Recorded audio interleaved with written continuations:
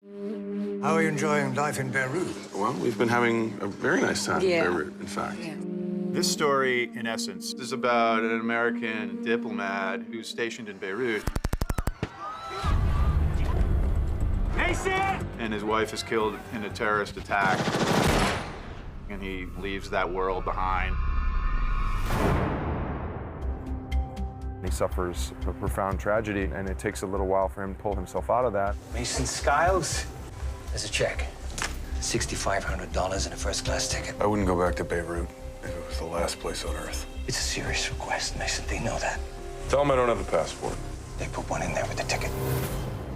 Who's been completely devastated by his experience in Beirut, who is then pulled back against his will by the CIA.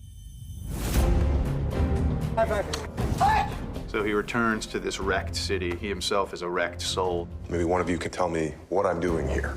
3 nights ago, an American was pulled off the street in West Beirut. They have the guy they want to talk. They want you to broker the deal. They asked for you specifically. Your friend Cal, he's the hostage. When there is a hostage situation, it's not just about one man, it's about the whole network of assets. Cal's the head of all Middle East operations. Do you understand what that means? He talks. You be waiting for bodies to pile up on the embassy sidewalk. Beirut was in the early 80s, about 5 or 6 years into the Civil War. A lot of people in the U.S. embassy at the time were saying, who is the bad guy? Who is the good guy? What does he want me to do? Negotiate.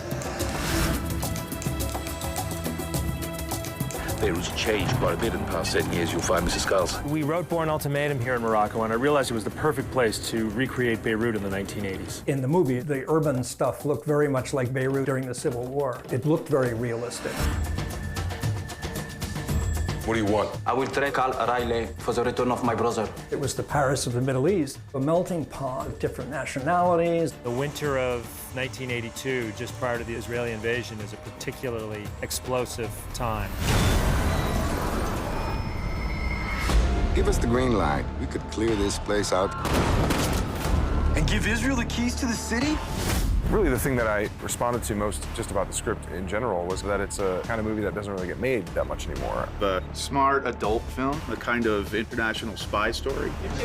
It's like a massive chess game with some very serious consequences. 2,000 years of revenge, vendetta, murder. Welcome to Beirut.